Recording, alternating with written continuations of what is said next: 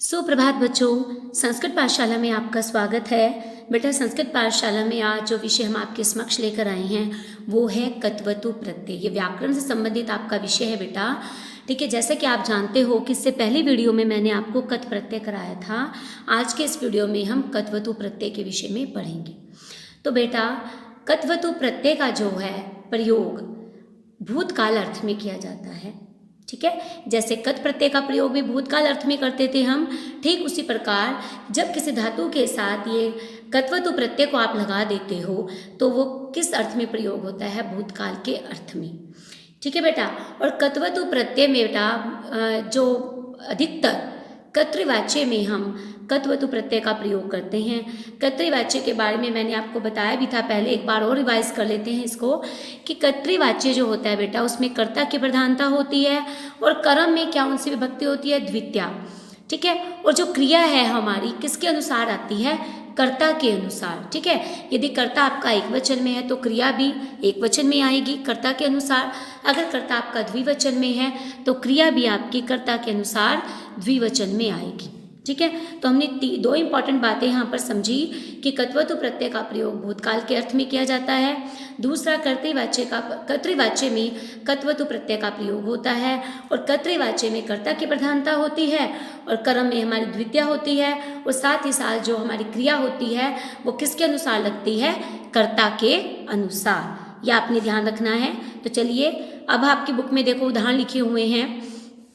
कत्वतु प्रत्यांत रूपाणी, ये आपके पुल्लिंग और स्त्रीलिंग में दिए हुए हैं। इनमें हमने कत्वतु प्रत्यय का प्रयोग किया हुआ है। ठीक है, ये वो वाले रूप है पुल्लिंग में और इसमें भी कत्वतु प्रत्यय का प्रयोग है, लेकिन ये किस में है? स्त्रीलिंग में। ठीक है, अब आप देखो इधर क्या लिखा हुआ है? अपश्यत। अपश्यत जैसे कि आपका लंग लकार का रूप है ना। पश्यप की धातु है, उसका लंग लकार का रूप अपश्यत है। ठीक उसी प्रकार जब अपश्यत धातु या पश्य धातु आपके समक्ष आ गई और आपने उसमें कत्वतु प्रत्यय का प्रयोग कर दिया तो उसका रूप पुल्लिंग में कैसे चलेगा? दृष्टवान। स्त्रीलिंग में दृष्टवती। ठीक है, ऐसे ही अचिंत्यत आपका लंग लकार का रूप है। अभी आपकी चिंत धातु है, चिंत्यति, चिंत्यतः, चिंत्यन्ति, ऐसे चलती है लट लकार में और लंग लकार में अचिंत्यत। तो ठीक इसी प्रकार जब आपने जो धातु आपके समक्ष आई है उसमें आपने कत्वतु प्रत्यय का प्रयोग किया तो पुल्लिंग में कैसे चलेगा? चिंतितवान और स्त्रीलिंग में चिंतितवती। ऐसे ही आपका अभुवत लंग लकार का रूप है। आपकी कौन सी धातु है? ये भू धातु है। तो भू धातु में जब आपने कत्वतु प्रत्यय का प्रयोग किया तो इसका पुल्लिंग में रूप कैसे चलेगा? भूतवान और स्त्रीलिंग में भूतवती। कथ आपकी धातु है। कथ में जब आपने कत्वतु प्रत्यय का प्रयोग किया तो पुल्लिंग में कथितवान और स्त्रीलिंग में कथितवती। भ्रम धातु है आपकी। भ्रम धातु में जब आपने कत्वतु प्रत्यय का प्रयोग किया तो पुल्लिंग में भ्रमितवान और स्त्रीलिंग में भ्रमितवती। क्री धातु है आपकी। जब आपने क्री धातु में कत्वतु प्रत्यय का प्रयोग किया तो पुल्लिंग में उसका रूप कैसे चलता है? कृतवान और स्त्रीलिंग में कृतवती। ठीक उसी प्रकार आपकी तिष्ठ धातु थी। तिष्ठ धातु में जब आपने कत्वतु प्रत्यय का प्रयोग किया तो स्थितवान पुल्लिंग में और स्थितवती आपका स्त्रीलिंग में। गम आपकी धातु थी बेटा। गम में जब आपने कत्वतु प्रत्यय का प्रयोग किया तो पुल्लिंग में कैसे आएगी? गतवान और स्त्रीलिंग में उसका रूप कैसे चलेगा? गतवती। ठीक है बेटा, कत्वतु प्रत्यय रूपाणि त्रिषु लिंगेषु भवन्ति। जो कत्वतु प्रत्यय के जो रूप है बेटा वो तीनों लिंगों में होते हैं, पुल्लिंग में, स्त्रीलिंग में और नपुंसकलिंग में। पुल्लिंग में जब हम इनके रूप चलाएंगे तो भवतवत, जो आपकी भवत धातु शब्द रूप है उसके अनुसार इसके रूप चलेंगे और स्त्रीलिंग में नदीवत, नदी के समान, और नपुंसकलिंग में कैसे चलेंगे? जगतवत, जगत के समान। तो बेटा अभी अभी हमने आपको बताया कि जो कत्वतु प्रत्यय के जो रूप हैं वो तीनों लिंगों में होते हैं। एक बार हम दोबारा से देख लेते हैं कि तीनों लिंगों में इसके रूप कैसे चलते हैं। जैसे कथ थी, कत्वतु प्रत्यय प्रयोग किया तो पुल्लिंग में कथितवान, स्त्रीलिंग में कथितवती और नपुंसकलिंग में जब इसका प्रयोग होता है तो कथितवत। ठीक है, तवत शेष रहता है। स्त्रीलिंग में तवती शेष रहता है और पुल्लिंग में तवान शेष रहता है। इसकी आप पहचान कर लीजिए। जैसे पृष्ठ धातु थी आपकी, आपने कत्वतु प्रत्यय का जब इसमें प्रयोग किया तो पुल्लिंग में प्रेषितवान, स्त्रीलिंग में प्रेषितवती और नपुंसकलिंग में प्रेषितवत। ठीक उसी प्रकार आपके पास पठ धातु थी बेटा। पठ धातु में जब आपने कत्वतु प्रत्यय का प्रयोग किया तो पुल्लिंग में पठितवान, स्त्रीलिंग में पठितवती और नपुंसकलिंग में पठितवत। ठीक इसी प्रकार जब आपके पास लिख धातु आई बेटा, लिख धातु, ठीक है, लिख धातु आपके समक्ष थी, आपने उसमें कत्वतु प्रत्यय का जब प्रयोग किया तो पुल्लिंग में कैसे चलेगी वो लिखितवान, स्त्रीलिंग में लिखितवती और नपुंसकलिंग में लिखितवत। ठीक है बच्चे, तो चलिए बेटा इसी के साथ हम इन वाक्यों को देखते हैं। पश्यतु एतानि वाक्यानि। सह पुल्लिंग के लिए प्रयोग होता है, अयम यह है, बालः लड़का, ठीक है, वह लड़का है या यह बालक है, ठीक है, या भवान कुत्र गच्छति, इस तरह से कोई भी वाक्य आप आ जाए, यानी कि जब हम सह यह है बालः,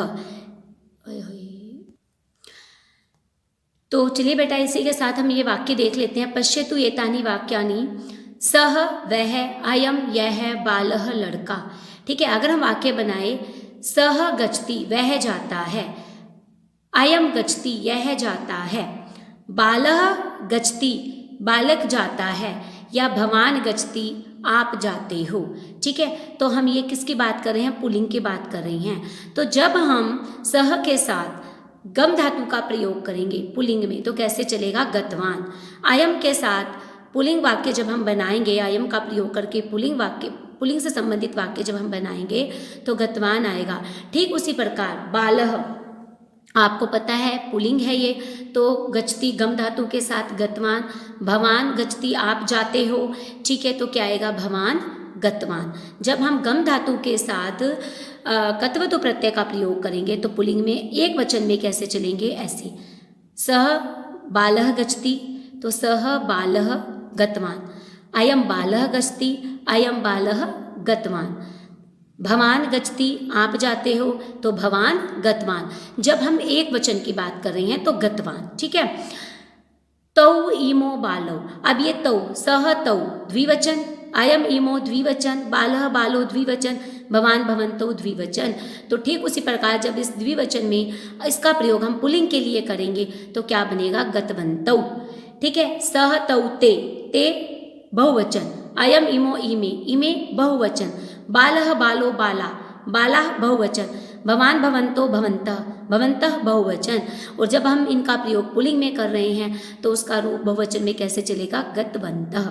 अब आपको यहाँ पे समझ आ गया कि हाँ, हमने क्या बताया था कि कर्तृवाच्य में इसका प्रयोग होता है, और जो कर्तृवाच्य में जो है हमारी क्रिया किसके अनुसार लगती है, कर्ता के अनुसार। अगर कर्ता एक वचन में है तो क्रिया एक वचन में, कर्ता द्विवचन में तो क्रिया द्विवचन में, कर्ता बहुवचन में है तो हमारी क्रिया भी कैसे चलेगी, बहुवचन में। और ये गतवान गतवन्तौ गतवन्तः किसमें है, पुल्लिंग में, ठीक है।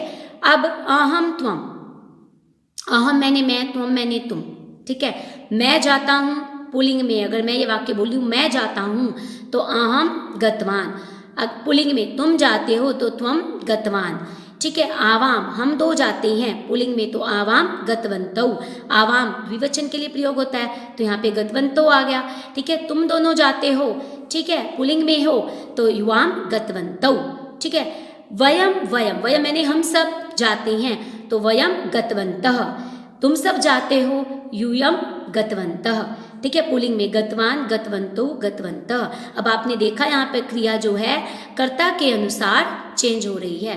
ठीक उसी प्रकार जब हम इन वाक्यों का प्रयोग स्त्रीलिंग के लिए करते हैं तो जैसे मैं जाती हूँ तो अहम गतवती, ठीक है। हम दोनों जाती हैं तो आवाम गतवत्यो, हम सब जाती हैं तो वयम गतवत्यः। ठीक उसी प्रकार तुम जाती हो त्वम गतवती, तुम दोनों जाती हो युवाम गतवत्यो, तुम सब जाती हो यूयम गतवत्यः। देखा आपने कि क्रिया जो है हमारी कर्ता के अनुसार चेंज होती चली गई, और यहाँ पर इसके रूप स्त्रीलिंग में कैसे बने हैं, एक वचन में गतवती, द्विवचन में गतवत्यो और बहुवचन में गतवत्यः, ठीक है बेटा। अगला भी देख लेते हैं, सा इयं बाला भवती गतवती, ठीक है। सा आपको पता है सा स्त्रीलिंग के लिए प्रयोग होता है, इयं स्त्रीलिंग के लिए, बाला आपको पता ही है स्त्रीलिंग है, और भवती भी हम किसके लिए प्रयोग करते हैं, आप। जब हम लड़की के लिए जैसे आप जा रही हो तो वहाँ पर हम भवती शब्द का प्रयोग करेंगे आपके लिए स्त्रीलिंग में। अगर आप किसी पुल्लिंग के लिए बोल रहे हो आप जा रहे हो तो आप किसका प्रयोग करोगे, भवान का। इसका भी आपने ध्यान रखना है। तो सा इयं बाला भवती तो गतवती, अब सा एक वचन में है तो गतवती, स सा ते द्विवचन में है तो गतवत्यो स्त्रीलिंग में, ताहा बहुवचन में स्त्रीलिंग में तो गतवत्यः किस में आया, बहुवचन में। और किस में है ये सब, स्त्रीलिंग में। तो बेटा ठीक है, प्रत्यय तो आपको समझ में आ गया, कत्वतु प्रत्यय होता क्या है, किस में इसका प्रयोग होता है। हमने अभी पढ़ा है कि भूतकाल अर्थ में इसका प्रयोग होता है और महत्वपूर्ण रूप से इसका कर्तृवाच्य में प्रयोग किया जाता है, ठीक है। और तीनों लिंगों में इसके रूप अलग अलग चलते हैं। तो चलिए बेटा अब हम इसका क्या करते हैं, अभ्यास करते हैं एक बार, ताकि हमें अच्छे से समझ में आ जाए। कत्वतु प्रत्यय कर्तृवाच्य एवं प्रयुज्यते। जी कत्वतु प्रत्यय है वो हमेशा कर्तृवाच्य में ही इसका प्रयोग होता है।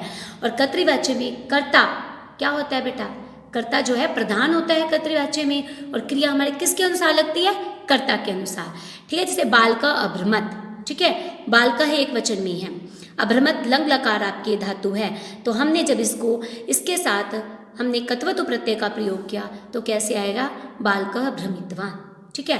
बालकौ अभ्रमताम, बालकः बालकौ, अब द्विवचन में है तो बालकौ भ्रमितवन्तौ, भ्रमितवान भ्रमितवन्तौ, भ्रमितवान एक वचन, भ्रमितवन्तौ द्विवचन। बालकाः अभ्रमन् तो बालकाः भ्रमितवन्तः, ठीक है बेटा।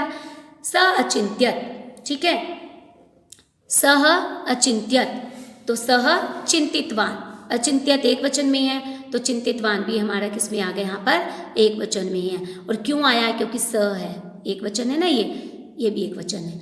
तौ चिंतितवन्तौ, ठीक है, उन दोनों के द्वारा सोचा गया। तौ चित्तवन्तौ द्विवचन में है, तौ गतवन्तौ, ठीक है, द्विवचन में है, ये तौ द्विवचन में है तो गतवन्तौ द्विवचन में। और किस में आ रहे हैं, पुल्लिंग में, इसका भी ध्यान रखना है आपने। ते अखादन, ठीक है, ते अखादन, ते खादितवन्तः, अखादन हमारा क्या है, बहुवचन है, ठीक है। और लंग लकार का बहुवचन अखादन, और सह तौते, ते क्या है हमारा, बहुवचन है, ठीक है, सर्वनाम का सह तौते बहुवचन है तो क्रिया बहुवचन के अनुसार। ठीक उसी प्रकार ते हमारा बहुवचन है, और जब हमने खा धातु के साथ कत्वतु प्रत्यय लगाया तो ये भी हमारा किस में आएगा, बहुवचन में, खादितवन्तः। त्वं किम अखादः, ठीक है, त्वं किम अखादः, ठीक है, तो त्वं किम खादितवान, त्वं किम खादितवान।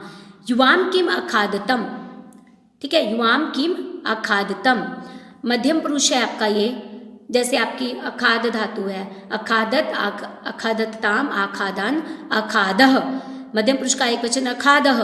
तो ठीक उसी प्रकार जब हमने खा धातु के साथ कत्वतु प्रत्यय का प्रयोग किया तो क्या बना, खादितवान, ठीक है।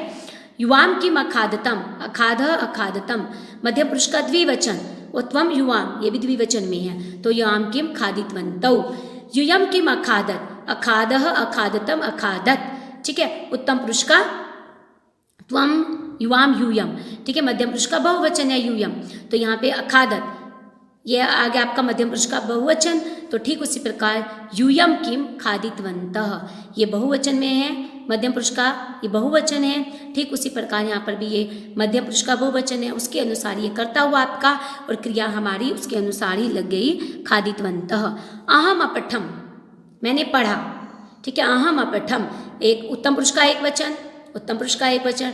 ठीक उसी प्रकार उत्तम पुरुष का एक वचन जब आपने पठ धातु के साथ कत्वतु प्रत्यय का प्रयोग किया उत्तम पुरुष के एक वचन के साथ, तो ठीक उसी प्रकार हमारा आ गया पठितवान, अहम पठितवान। आवाम अपठाव, उत्तम पुरुष का प्रथम पुरुष मध्यम पुरुष उत्तम पुरुष है, उत्तम पुरुष का क्या है, क्या है बताओ, द्विवचन है, तो आवाम अपठावः, तो आवाम पठितवन्तौ, ठीक है बेटा। वयम अपठामः, उत्तम पुरुष का बहुवचन वयम, तो क्रिया भी हमारी उत्तम पुरुष के बहुवचन के अनुसार लगी यहाँ पर लंग लकार में। और ठीक उसी प्रकार जब हमने पट धातु के साथ कत्वतु प्रत्यय का प्रयोग किया तो उत्तम पुरुष का जो बहुवचन है वयम, उसी के अनुसार हमारी क्रिया आ गई पठितवन्तः, ठीक है बच्चे। दूसरा क्वेश्चन है आपका, स्त्रीलिंगे परिवर्तनम कुरुत। अब आपने ये तो हमने देखा है पुल्लिंग में कैसे परिवर्तन हुआ, अब हमने स्त्रीलिंग में देखना है। अध्यापक कथितवान, ठीक है, अध्यापक ने कहा, अध्यापिका कथितवती, कथितवान पुल्लिंग, अध्यापक पुल्लिंग, अध्यापिका स्त्रीलिंग, कथितवती भी स्त्रीलिंग। जब आपने कथ धातु के साथ कत्वतु प्रत्यय का प्रयोग किया स्त्रीलिंग में तो शब्द आपके पास क्या बनकर आया, कथवती। मुष्का इतस्तः भ्रमितवान, ठीक है, तो मुशिका मूषक का मूषिका, स्त्रीलिंग आ गया, इतस्त इधर उधर, भ्रमितवती, युवक खादितवान, युवती खादितवती, बालकः गतवान, बालक गया, बालिका गतवती, बालिका गई, शिक्षकः पाठितवान, शिक्षक ने पढ़ाया, तो शिक्षिका पठितवती, पुत्रः निवेदितवान, पुत्र के द्वारा निवेदन किया गया, तो पुत्री निवेदितवती। ठीक है, वृद्धः पृष्ठवान, वृद्धः पृष्ठवान, तो वृद्धा पृष्ठवती, वृद्धा स्त्रीलिंग है तो पृष्ठवती, जनकः दत्तवान। ठीक है, जनकः पुल्लिंग है, दत्तवान ये भी पुल्लिंग के लिए है, जनक पुल्लिंग है तो क्रिया भी पुल्लिंग के अनुसार दत्तवान, तो जननी दत्तवती। तो बेटा ये थे आपके कत्वतु प्रत्यय। उम्मीद करती हूँ ये कत्वतु प्रत्यय आपको अच्छे से समझ में आ गया होगा। धन्यवाद।